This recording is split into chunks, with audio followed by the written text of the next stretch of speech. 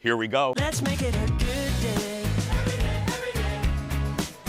We do it our own way. Sing it out every day. Yeah, let's make it a good day. Every day. Oh, no matter what they say. Oh, yeah. Now, here's Jason. Hi, everybody. Welcome to a special edition of The Jason Show. I'm Jace. No audience today, but some special guests. We're kind of calling this series of shows, my favorite people ever. You know, Oprah had favorite things. I have favorite guest of 2024. And this show has two of them, and we kind of have a theme. Astrology and dreams. Two of our newer guests in season 10 really struck a nerve with a large chunk of our audience. So we thought, why not bring them back for a larger conversation? And that's where we're going to begin. We'll get to dreams a little bit later, but let's start with astrology. And we'd like to welcome our first guest, Meredith from Earthling Astrology. Welcome back. Thank you. Okay, let me just start with the name, Earthling Astrology. That's a great name. Where did that come from? Well, when I named my business, I kind of had to think of some ideas of what to call it. And I liked Earthling Astrology because we can all find differences in each other, but the one thing we all have in common is we're all Earthlings. All of us.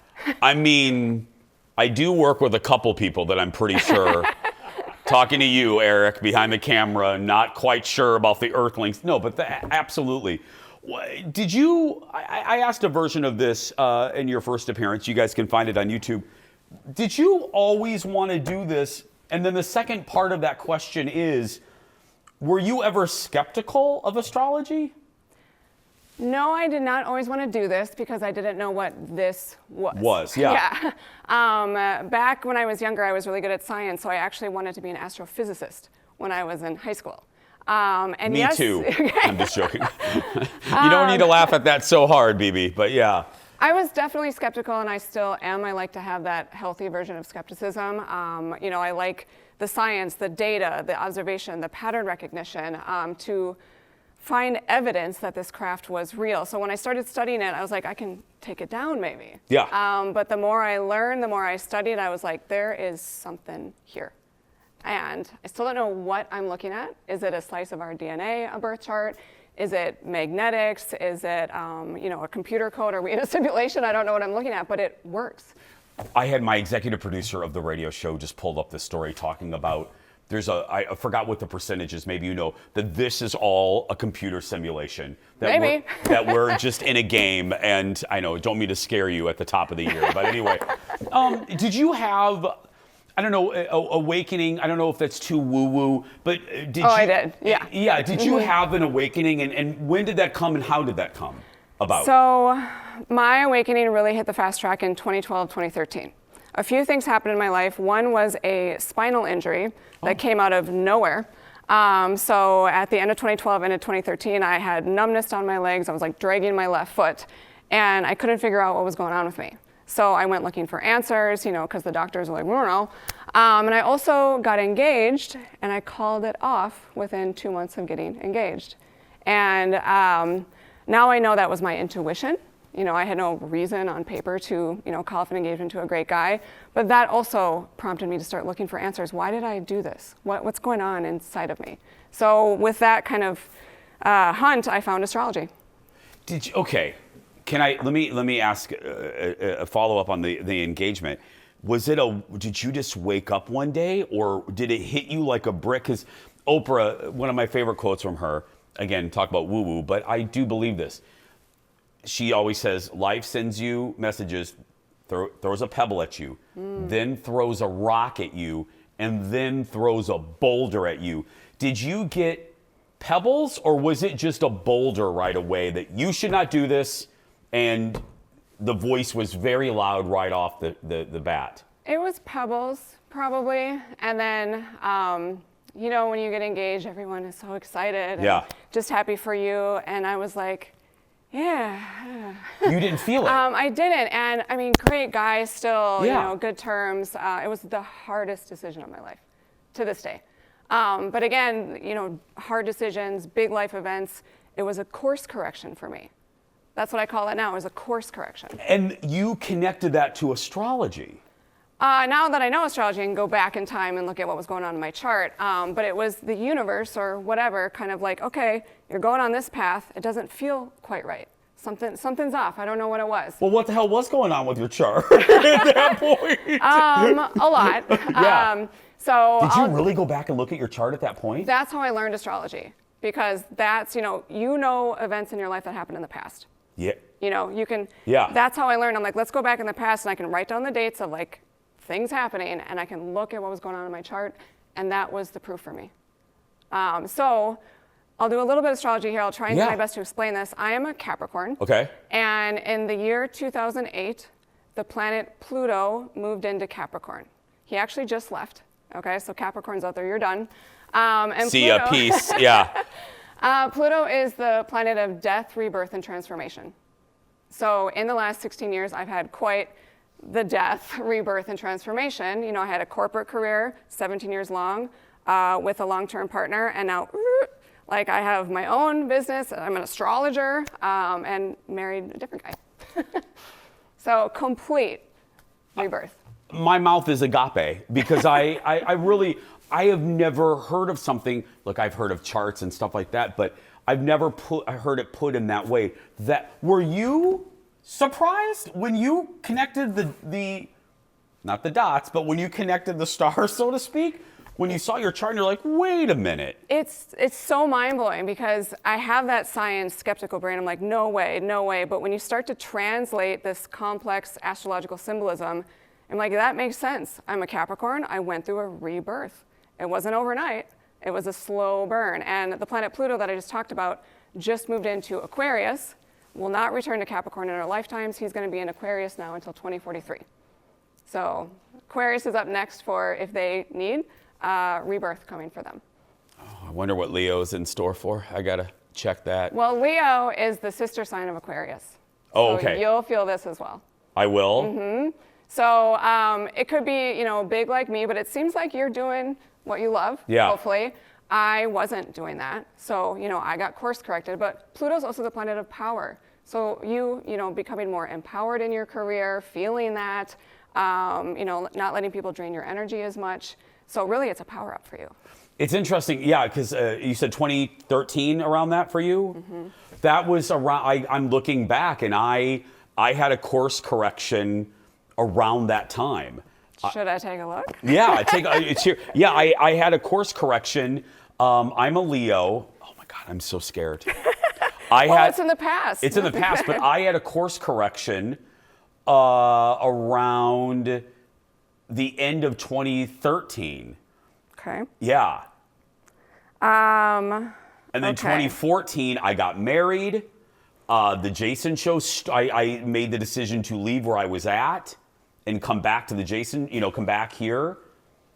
Okay. Lots going on back then. But the biggest event that jumps out at me is you had a Venus hit in your birth chart, which is love. And you said you got married. I got engaged in 2013. At the end of the year? Yeah. Okay. That looks good. Is it shaped like a 6-foot dark-haired man with a beard? Ooh. Is it shaped like Colin? No, that's my husband's name. Really? Yeah. Oh my God, we are like the same. No, but seriously, I got married. I got engaged in October of 13. Okay. So what triggered your engagement was the planet Jupiter, who is the planet of good luck, abundance, expansion. Okay. And he's the planet that's like, what do you want? Here you go. So I don't know if you always wanted to find your person. I did, yeah. Yeah. And Jupiter's a 12-year cycle. So you're almost at that 12-year cycle with your partner, which is, potentially you're about to go next level together. Really? Yeah. Jupiter is also the planet of wisdom and knowledge. So you learn about each other, your relationship for about 12 years. I mean, it's a learning process being married, of course. And, you're about to go into your second Jupiter cycle in 2025 to expand upon your love connection even more. Let me ask you this. We're talking to Meredith about this. And this is, by the way, can I ask, before I ask a specific question to me that can be relatable to all of you watching, is this what people would get on a personal session with you, this type of back and forth? Yeah. Yeah. I mean, it's all over the place, but, love, career, I can go really woo-woo into awakening, soul contracts, all that kind of stuff. But some people do want to go back in time because they're like, what was that about? what was I supposed to learn? How was I supposed to grow from that event? Because my mom always said the saying, when it rains, it pours. She believes things, in life, it can't be one singular thing. It just always has to be a downpour. It's like the universe will make you more and more uncomfortable if you're on the wrong path or if you're making the wrong decisions. I believe the universe wants us all happy, feeling as much ease, grace, and joy as we can in this earthling place. Let me ask you, you said the 12-year journey, and you related it specifically to my relationship with Colin. Is that personal growth wrapped in there, or is it just referring to a next level for my relationship, or is it connected to my own personal growth? Reason I'm asking is I've had, over the last 2 years, even now, I've had a transformation of I've released people in my life. People that were in my life, I've lost two, friends that were in my life for years that are no longer with me. I've got some theories on that. Okay. So maybe switch gears a little bit if that's okay with you. Sure. We are thought to be on Earth moving into a new age, the age of Aquarius. Okay, so Pluto, There's as a I song talked about that. yeah, Yes. from the 60s, probably the fifth dimension. We are thought to be collectively moving into a new age, and hopefully, obviously, you've seen the planet has gone a little bonkers. Yeah. The last couple of years, Yeah. something's going on, right? I keep joking on the Jason show. I keep saying, "Where's the asteroid?" I mean, because we're just nutty. We're Right. just nutter butters. So the ages only change on planet Earth every 2,000 years. We are leaving the age of Pisces. And 2024 was supposed to tip the scales for that. Moving into the age of Aquarius. So lots of change coming. Aquarius is the sign of authenticity. So if things aren't authentic in your life, relationships, job, friendships, they're going to kind of fade to black. So I've been putting together some symptoms, I don't know if that's the right word, about people going through initiations into the age of Aquarius. One of them is losing friendships. You just don't vibe anymore. And it's not necessarily like a negative thing. No, it's not a referendum on them. It's just. It's just like we're bouncing off each other. It feels maybe forced. It feels inauthentic. I'm doing this friendship out of duty. And again, not knocking any of it. It's a vibe collide. Another thing I've noticed is people's hobbies and things that used to light them up don't anymore. They're not super into, like TV shows or certain things that they used to really find joy in. So they're kind of like finding their new path. Hold that thought. We're going to continue this conversation with Meredith when we come back. Back in a moment. And we're back with Meredith from Earthling Astrology. Love that name. We're in the middle. We had to cut to break. We're talking about I can't believe I'm saying it because we've heard it in the song, we're entering the age of Aquarius. Right.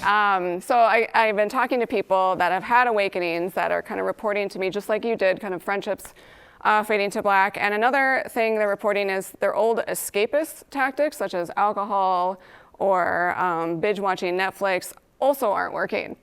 We all have our ways to not deal with our emotions or just kind of a zone out. So something is happening on this planet. Like it really is. I really feel that. And the age of Aquarius, just for anyone that's nervous about what's going on, is the age of enlightenment.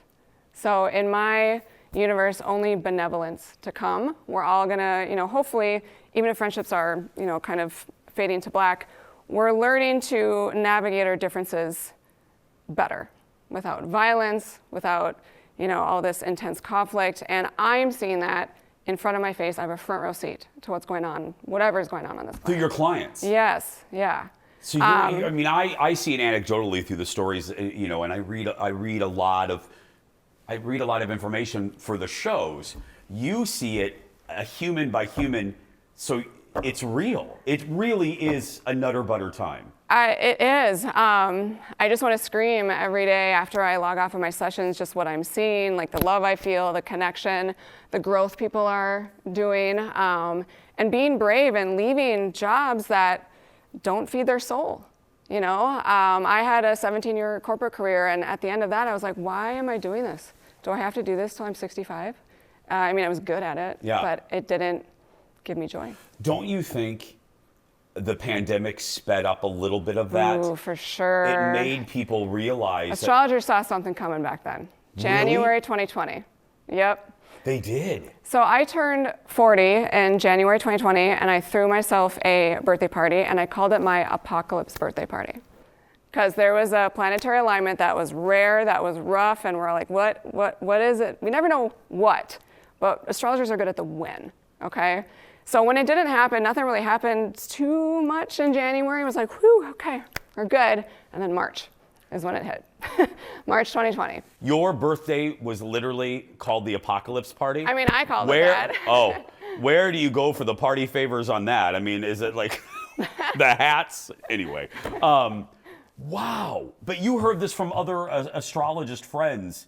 This surprise. It was a planetary conjunction that it was Pluto and Saturn and Capricorn if you speak astrology, and it's rare. I mean, Pluto takes 250 years to go around the sun, so he'll take 250 years to go around our chart. And when these two planets align, it's a rare event. And there's an alignment coming in 2025 that's more happy and sparkly, hopefully. Yeah. But yeah, that was a rough one, and we all know what manifested that. But yes, that time when the world shut down, it forced people to go, I think, inside and look at themselves. Not just in the broad sense of the age, but we are, by the time this airs, I think we'll be in the top of the new year.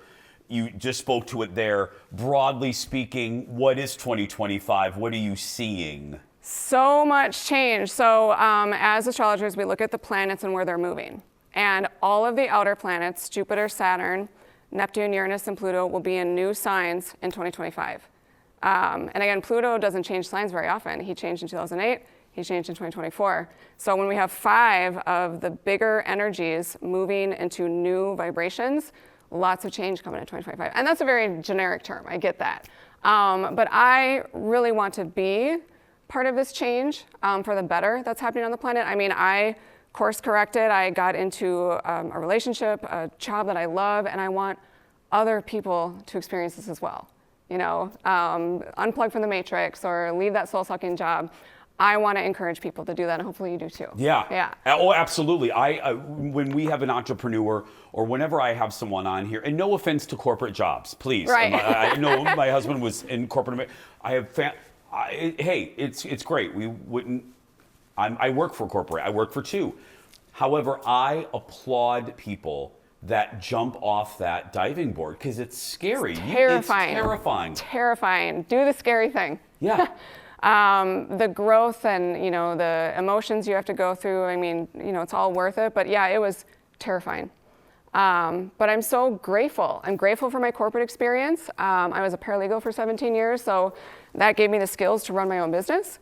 So even kind of like the darker or the harder times in our lives, I do believe have purpose. Let me ask back to more personal for 2025. Yeah. I'm a Leo. For all of you Leos out there, I'm doing this one for you. I'll also pull out a random sign in a minute, so don't turn off. But what's up with the Lions for 2025? How are we looking, Meredith? Well, let me think about Leo. They will start to feel the Aquarius transit, which is the opposite sign. But can I actually switch gears and report on something else? Oh my God, please take it away. Okay, so this is what blew my mind when I started studying. There's not just 12 signs. So I want to talk about the career part of your chart, if that's okay. Sure. I just want your permission. Absolutely. Okay. So even though you are a Leo, yeah, that's your sun sign, and Leos, you know, want to turn frowns upside down. Yeah. You're here to spread joy. You're an entertainer. That's what you're here to do. The career part of your chart is represented by Gemini. So Gemini is the communicator, the entertainer. You spread information. This is Gemini. And next year, the planet Jupiter is going to be activating your Gemini energy. So Jupiter, again, planet of good luck, abundance, expansion. So you have a bigger reach, perhaps. Jupiter is the biggest guy in the sky. Your career is being expanded upon next year. And whatever, it's in your highest good. Jupiter only brings things to us for our highest good, like he brought you your spouse. Yeah. Yeah. If Mim, our president, is listening, you know what's funny? My contract is up at the end of the year. Just get ready for that negotiation. I will be bringing Jupiter into that meeting.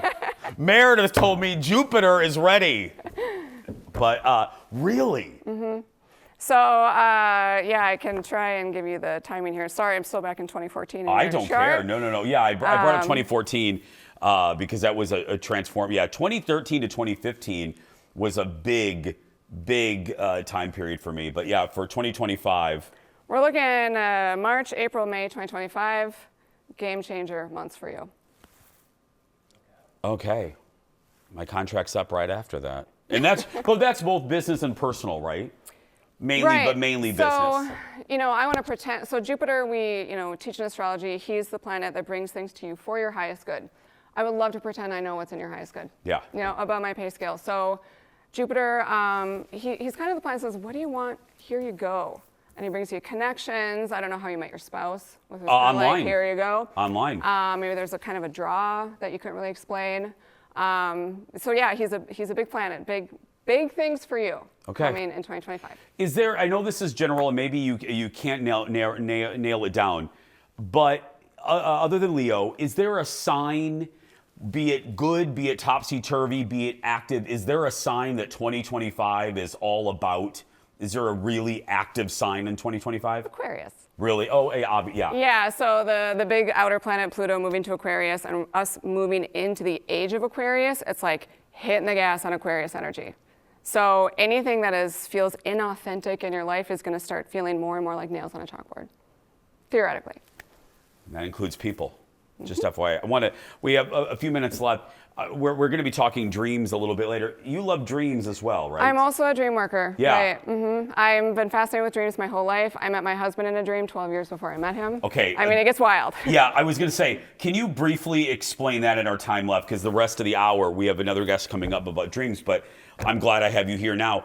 What do you mean you met your husband? Okay, so a Jupiter cycle, 12 years before I actually physically met my husband in this reality, I had a dream that I was walking down the street with a young man. I was probably 19 or 20 at the time, and my husband's younger than me. So in the dream, I was walking next to a young teenager at the time, and we were just having this mundane conversation. When I woke up, I heard a voice saying, "That's your future husband, that's your future husband." And when I woke up, he said, "No, it is not." That was not, any kind of guy that I thought I'd end up with. And it took me, I kind of forgot about the dream for a while, but it was actually after we got married. My husband made some weird comment about Jenko jeans. Do you remember these jeans back in the 90s? Yeah. In my dream, the dream character was wearing those jeans. And my husband made a comment. He's like, "I always wanted a pair of those jeans." And it was like, boom, something clicked. And I was like, it was you. It was you in that dream. So it's wild. I do a lot of dream work. I look at your chart if you have a dream to help you interpret it. I'm obsessed with dreams, and I lucid dream, and I teach people how to do that as well. Your father also came to you in a dream, I'm reading here. It was my father-in-law. Your father-in-law. Oh, father-in-law, was yeah. on the other side. I never got to meet him. And he passed away before I met my husband. And back when I met my husband, things were kind of crazy. Yeah. And I was going to break up with him. And my father-in-law came to me in a dream and encouraged me not to. And I thank him for that to this day. Do the dreams and astrology, to kind of wrap this up in a bow, do they kind of go hand in hand at times? I think so. I can predict when people might dream more. I can predict when children might have nightmares and night terrors. And is this a big dream? Yeah. That's the bigger questions I keep myself up at night about. Last question, it's a big one, talking about, do you believe in reincarnation? I do. I've had enough evidence myself that if it doesn't exist, somebody's playing a big joke on me, but I respect other people if you don't believe in that. Absolutely. But I am a past life astrologer, and the universe kind of I never had any goal to be a past life astrologer, but the universe is like, here you go. And that's just kind of how I ended up doing my craft. Do you think life sends you those signs? I think so, yeah, and I started paying more attention to them in 2012 and 2013. Because I do. The older I get, the more I believe. I don't know. I've said this before, I'm not overly religious. I do believe everything happens for a reason. And the older I get, the more I don't think it's just check please at the end. I think your being goes on. I practice my craft with the idea that we are spiritual beings. There's some kind of energy powering this spacesuit that we're in, having a temporary physical human experience. Right. And I even, with science on the way here, a bald eagle flew over my car on 494. I was like, okay. I just always say, I hope I don't come back as a lobster or something. We come back as human, don't we? Please say yes. Big question. I would, there's a lot of it's out of our literature pay out there. grade, Meredith. I just wondered. Thank you for being here. I for so having appreciate me. it. We'll put information on how you can get a hold of Meredith on the Jason Show socials. Try saying that yourself. And if you missed any part of this, you can always find the clips on YouTube and the Jason Show Facebook page. We'll be back. More talk with dreams when we come back.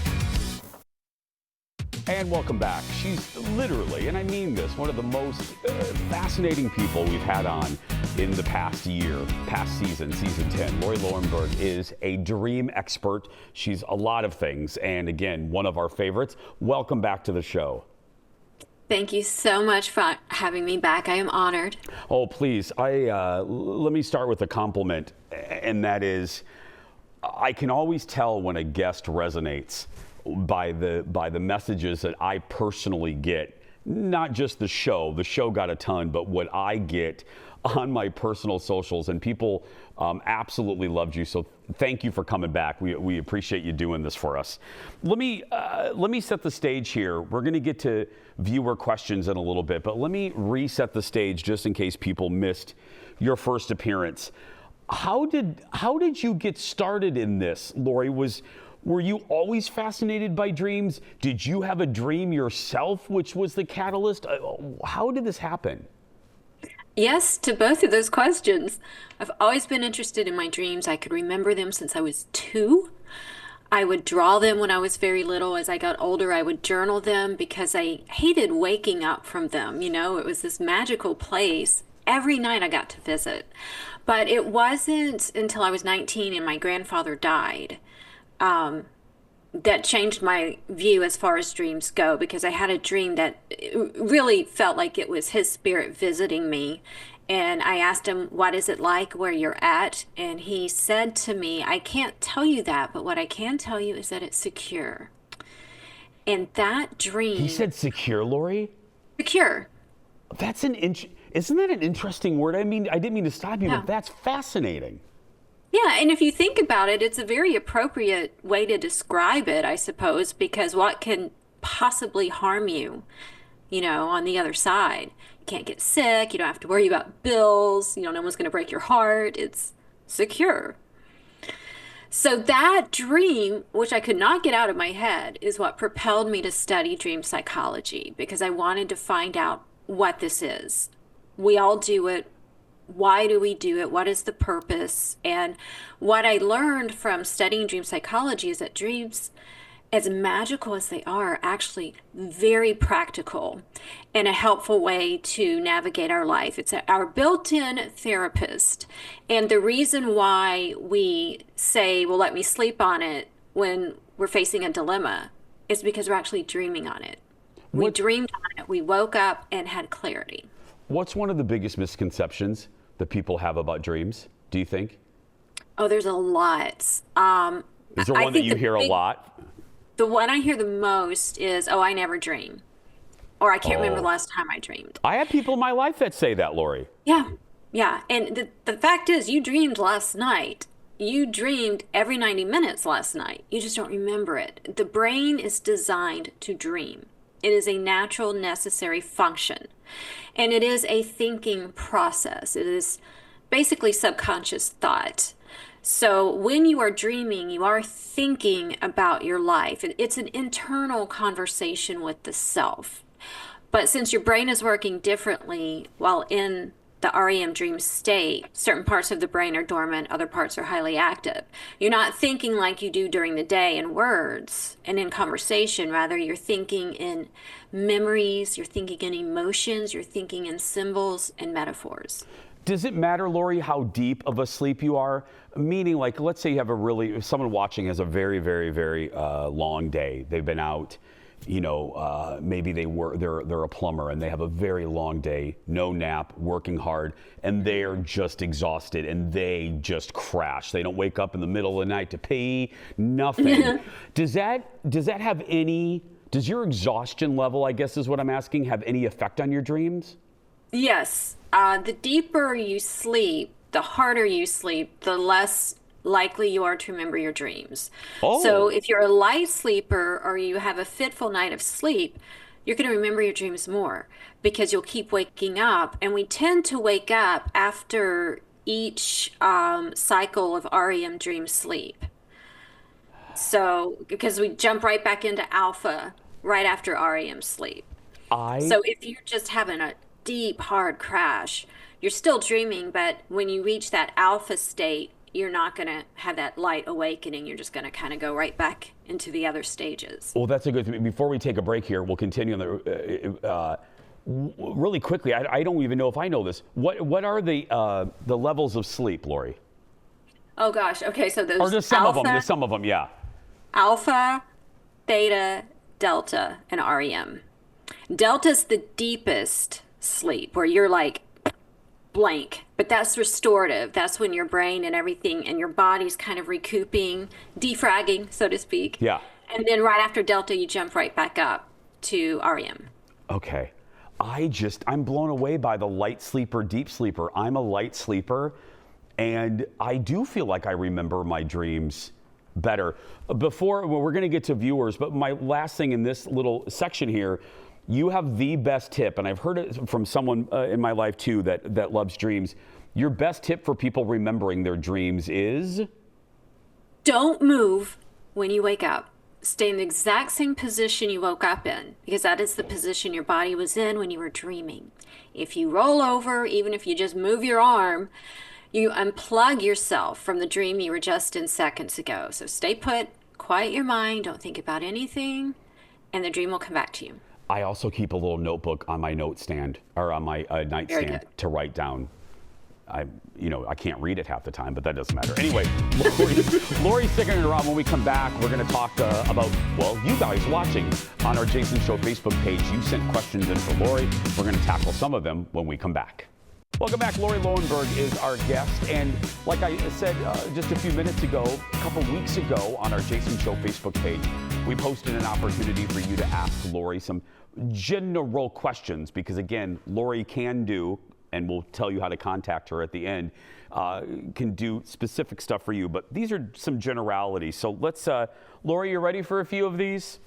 Yes, let's dive right in. Let's dive right in. First one is Annette. Hello, Annette. She writes, I keep getting lost in the woods and coming to a clearing with one stump in the middle of it with one single rose and an airplane wing on it. I also hear weird noises coming from the forest. Wow. That Annette is very descriptive there, Lauri. Okay, an interesting imagery. So she says, I keep, which tells us this is a recurring dream. Yeah, she said she keeps getting lost in the woods. Okay. When you're lost in a dream, it's usually because you're facing indecision in real life. You know, which way do I go as far as this issue? And then she comes to a clearing, which could be about clearing the air or clearing her mind, clearing her life of clutter. And then she sees a stump with an airplane wing. She sees a stump with one single rose in that stump. That's Very interesting. Okay, so dreams do love wordplay. So the stump could simply represent the fact that she's stumped as to what to do about a particular situation. But even deeper, the stump, what is a stump? It's a cut down tree. So that could be about family, the family tree, and maybe there's been some kind of dismemberment. Someone's been cut out somewhere in the family. And she keeps getting this dream because the issue is not resolved. The airplane wing could be about someone leaving or taking off. And then the roses are usually about love. So this is probably about someone she loves that's not in her life anymore. And she's lost as to how to go about fixing it. Next is Carla. Hi, Carla. Carla was naked on a stage and handed a trumpet. Well, that happened to me last week, but that's fine. Anyway, I believe that. Right, Lauri? Seriously. Fallon and I were together. No, I'm just joking. I was naked on a stage and handed a trumpet, which I had no clue how to play. After just leaving the stage, I followed a path of frozen limes to a church. What did I just read? BB, is this you? Oh, see, I thought, Lauri, I was with her at the beginning. I was naked on a stage and handed a trumpet I had no clue how to play. That right there, that means something, doesn't it? Oh, yeah. Everything in your dream, no matter how bizarre it is or how random it seems, is there for a reason. Nothing is random. There is a reason and a meaning behind everything. Everything There's is a a little lesson right piece there. of the puzzle. Yeah. Okay, so she's naked Yeah. on stage. So that indicates this dream is about something she's feeling vulnerable about. Perhaps it's a situation where she feels all eyes are on her or she's being judged. She has to perform in some way. Not necessarily, in a dramatic performance, but, she has to be up to the task and do a good job. She has to perform. People are watching. Whoa, I almost knocked all my water over. And then she's handed a trumpet, so that it's handed to her. So this is likely a gift. So she was given the trumpet, so that means it represents something she's been given. The trumpet could represent her voice, her ability to be heard, to speak up. But she has no idea how to play it, so she must not know how to speak up about something, how to communicate. Lauri, the last part is my favorite. I followed a path of frozen limes to a church. Okay, so this is where... If you can figure out this one, I'm going to send you an edible arrangement, because that... I'm going to do my best without having her here to ask questions, because if she were in front of me, I would say, what do you associate with limes? Yeah. Follow the thread. Where does your mind go when you think of limes? Did you spend time in Key West, Florida, for example? But they're frozen, so that's a big clue. That tells us that it may have to do with a situation where she's feeling frozen out. Someone's giving her the cold shoulder, perhaps. Well, Annette or Carla, if you're watching, we'll just call you Naked Carla. If you're watching, think about what it means to you. And again, even though these aren't specific to all of you watching, you're going to learn something. You're learning that everything means something. Our final questions with Lauri when we come back. Back in a moment. And welcome back. We're talking with Lauri Loewenberg, dream expert.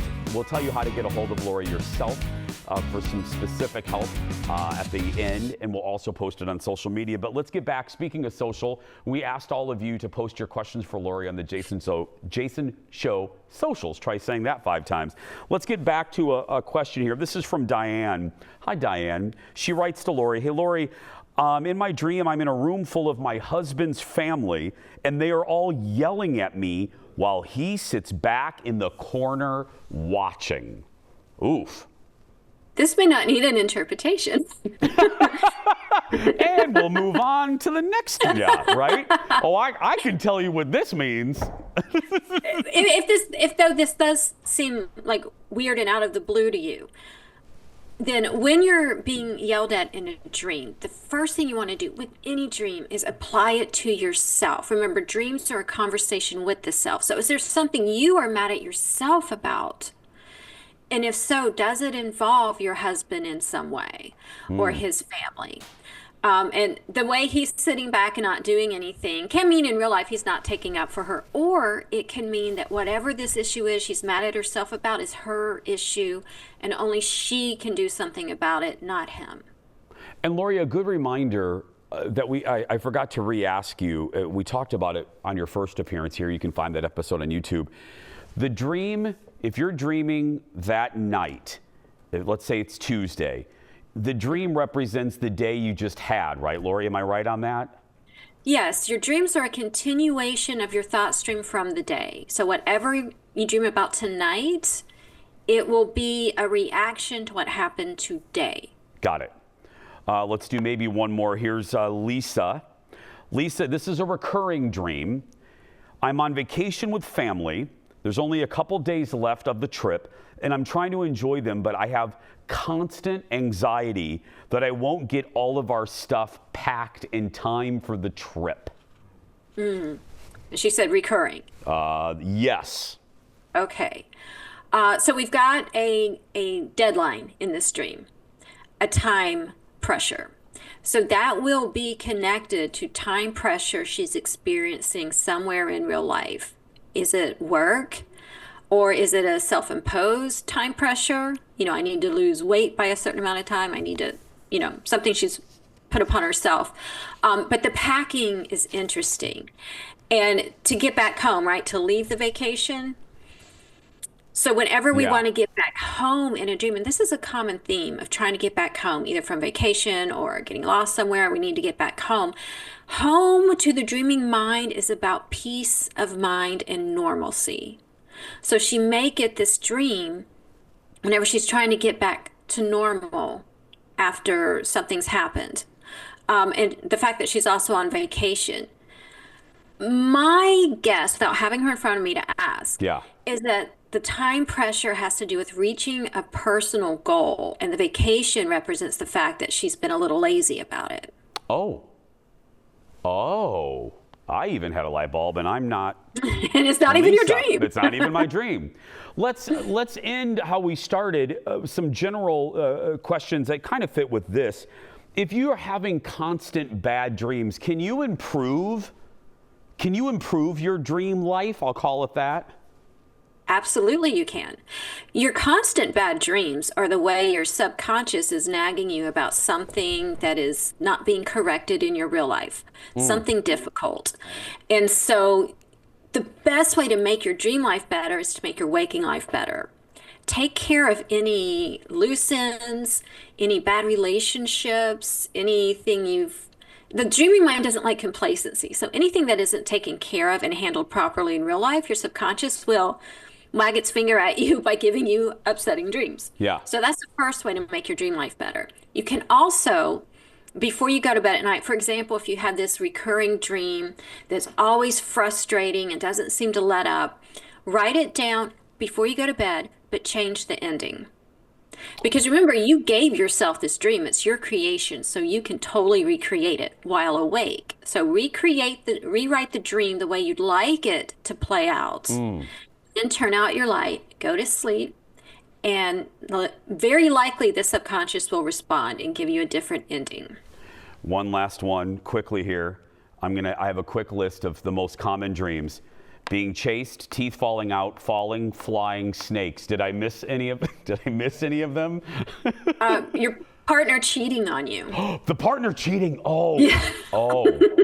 Is that a broad one, or is that specifically about something?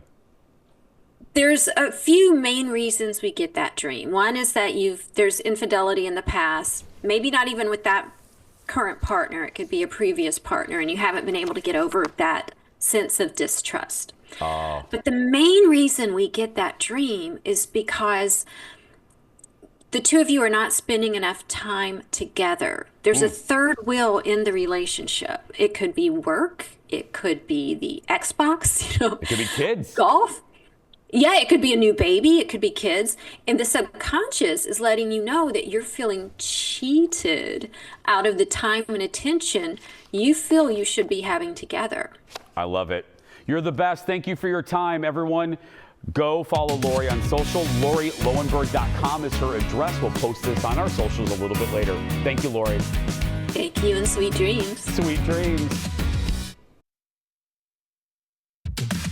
Thanks to all of our guests today. And just want to say, speaking of guests, we want you to be a guest here, part of our audience. It's very easy. Go to eventbrite.com, search The Jason Show, or better yet, get the Eventbrite app. You'll use it for other things too.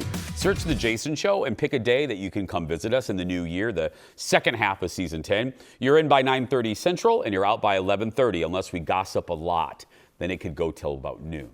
So do that right now, eventbrite.com. We're going to take a break. Stay with us. We're going to wrap things up in just a little bit. Back in a moment. Welcome back. I just want to say thanks to, again, our guests today. Thanks to all of you. We have a great time shooting these special episodes for our holiday break. If you miss any episode, don't forget, you can always watch The Jason Show on several places. Tubi, Fox Local, and YouTube. And don't forget to subscribe on YouTube. We put clips, exclusive content, and more. And always give us a little thumbs up. We appreciate it. And the show never stops on social. Follow us at Jason Show TV and our personal accounts, Fallon, KDWB, and it's just my name, Jason Matheson, on all of them. I'm even still on MySpace. I don't even know if MySpace is still a thing, but I think I'm on there. I'm on Blue Sky, though, so make sure you follow me there. I love Blue Sky. Don't you, executive producer Jeff? He's sitting over here, counting me down. How much time do I have, Jeff? 20 seconds. I have 20 more seconds to say, all joking aside, we're really grateful for you during this season. I hope you have just the best time. We'll be back live at the beginning of the year. I can't wait to give you all stories from my trip. I'll be a little more tan, hopefully. But right now, that's going to do it for us. If you're watching and you're a kid that's being bullied, go out there and be yourself, because nobody can tell you you're doing it wrong. Bye.